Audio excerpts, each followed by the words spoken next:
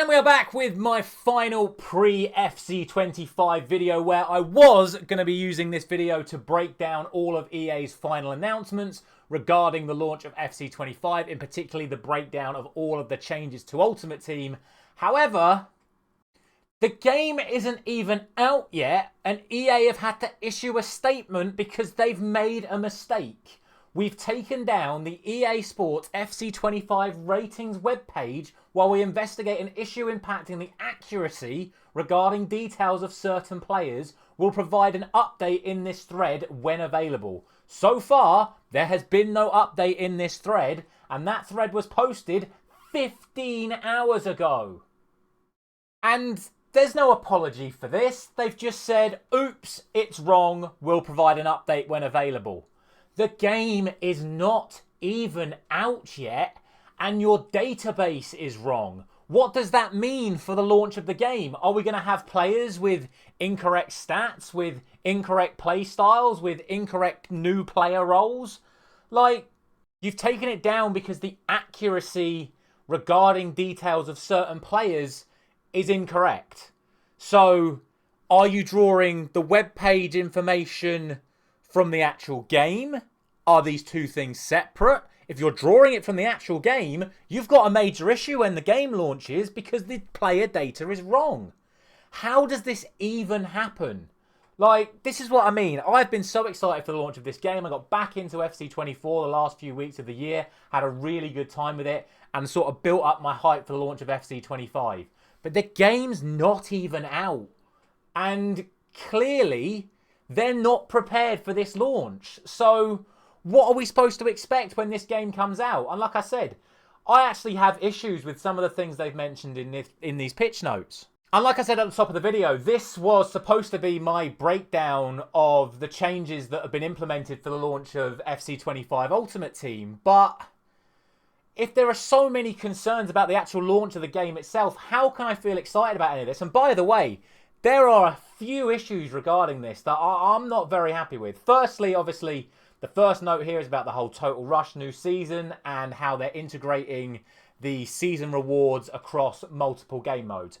I think that's a really positive thing because everyone always moans about EA funneling everyone into Ultimate Team because that is the game mode where they make money. And actually, EA are making an effort in this message here to say, no, play online seasons, play career mode, play clubs, and it will contribute to your overall season rewards. However, what's not mentioned in any of this, and we already know is coming because we've played the beta and we've played the previous, we've read the previous updates regarding this, is the season pass is also going to have a premium option for much better rewards in Ultimate Team, in clubs, and in career mode. So that's not mentioned in here. This is fantastic, look at what we're doing to encourage you to play other game modes. What they're not telling you in this message is you're going to have to pay to get the best rewards from these game modes. So that's a bad start. Then we come to this whole idea of Rush-specific players, which, again, I think is a good idea. I love the fact that we're going to get promo cards, especially from players from, let's say, obscure leagues like the MLS. All of these players here, Muriel, Fontas, Nacho and Ryan Gould, all coming from different clubs in the MLS. We've got two Spanish players to coincide with Spain being the nation for the first season. And of course then Muriel and Gould from Colombia and Scotland respectively. And what they've done is they've said this year Squad Foundation players will provide +2 league chemistry points instead of the standard +1, giving you greater flexibility when building new squads. However, again, if we put a little asterisk on that, yes, having players that give you 2 chemistry does give you more flexibility over the rest of your squad, but only provided that you use the players that EA want you to use. So actually, in an attempt to increase flexibility of squad building, you've restricted the ability to build flexible squad building because you're forcing players to use the promo players that you're putting into foundations, into objectives, and I would assume into packs and into season premium passes as well, to try and fit those players in your teams to then allow you a little bit of extra flexibility for the remaining 5 or 6 players in your squad. Like, it's very, very underhanded wording regarding how all of this is going to work. And for me, it is a real negative and a bit of a worry going into the launch of this game. And like I say, they've already messed up the launch of this game.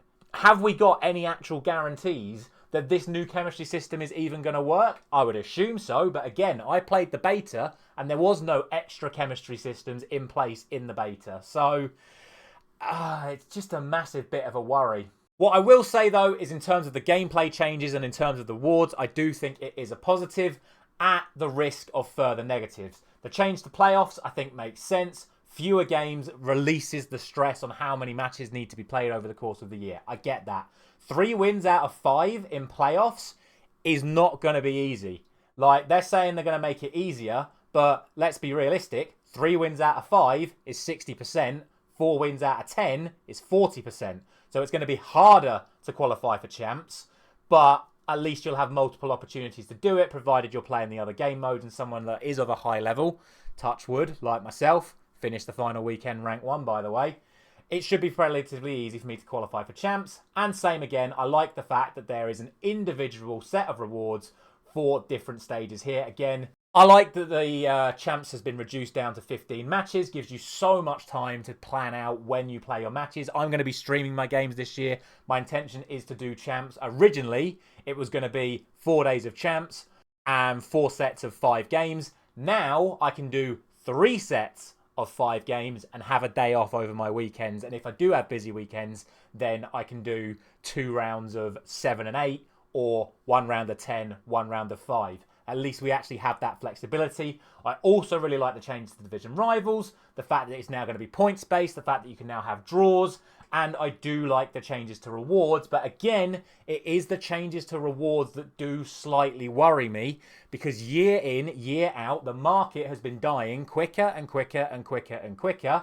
And the reason for that is it's become too easy for players to accumulate the high-rated players. So you start rewarding people that are high-end division rivals, high-end in champs, with these absolutely mega pack rewards. All of a sudden, your market's going to be dying quicker and quicker and quicker and quicker again. At least there is the flip side that you are getting coins from your rewards. Because again, it's supply and demand. If there are a lot of players on the market, but not a lot of coins around, then player prices are going to fall. If there are a lot of coins in the market, then at least it will keep player prices relatively higher for a little bit longer. But I think, again, as the season goes on, EA are going to have to constantly keep increasing these rewards. Otherwise, you're going to get a situation where the market will be dead before Black Friday, which is going to be a major concern for me once again. Squad battles being reduced to 14 games just makes sense. Does mean that if you are someone that does grind the game every day, you literally only have to play 2 squad battles a day, which will take a maximum of, 20 minutes? So for me on my streams, we could start every stream by building a team, playing the 2 squad battles to warm ourselves up, and then go into whatever it is we're going to play, whether it's Rush, whether it's Rivals, whether it's Qualification, whether it's actual Finals, Champs, Weekends, or indeed the other one, which is Live Friendlies, which they've obviously spoken about here in regards to the fact that it is going to be rank related, which I think, again, is a relatively good thing. But as I spoke about in previous videos, the purpose of a friendly is that anyone can play against anyone. For me, there should be no restrictions over friendlies. There shouldn't be any restrictions at all. It shouldn't be based on your division rivals rank. It shouldn't be based on your FUT champs rank. It shouldn't be based on a form-based system. A friendly should just be you playing against someone else. That's it. Rest of the stuff we have also covered in multiple videos, so I'll leave you with my final thoughts regarding this. They're now going to tell us what the average price of a player is on the market. And again, I'm not sure this is a good idea with the amount of people that do still coin sell, that set the prices. I think this will be fine when it comes to the likes of maybe like icons and promo cards and things like that. But it's only going to work if I get the price ranges right. There are still people now that will list their icons at like 2 million coins, even though they sell for like 100k. So saying that this Team of the Week Griezmann has an average price of 150k, that could mean that he's actually selling for like 80k. But because you've set the price range at 50k to 500k, you've got 400 people that have listed their Griezmann at 499 to 500, whereas everyone else has listed them at his actual price of 80k, which will then create a situation where the average price will inform people to actually list him higher than what he's actually worth, and then he won't end up selling. So, again, just why tell us the average price? Just tell us the lowest price. Tell us what the lowest price for this Antoine Griezmann card is on the market, so we can go straight onto the transfer market and search for the player at that price. It's right there. Just do that. Why go through the rigmarole of actually working out, going through every single Griezmann card on the market and calculating an average, when you can just go through every single Griezmann card on the market and then just find the lowest one? That's a much easier coding thing to do. So, yeah, baffles me. Absolutely baffles me. Oh, yeah, and multiple versions of players in packs is still going to be a thing. So if there's a 90 rated version of a card and a 96 rated version of a card, you could pack the 90 rated version instead of the 96. Cheers, EA. Way to ruin pack openings even more.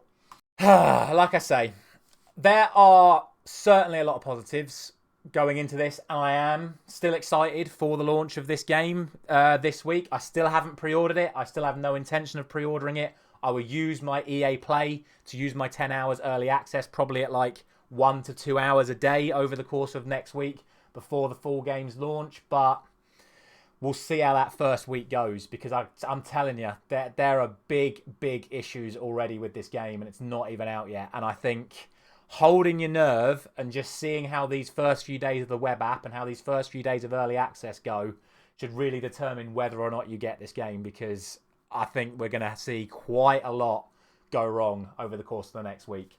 Let me know your thoughts down in the comment section below. Thank you very much for watching as always. I'll see you very soon.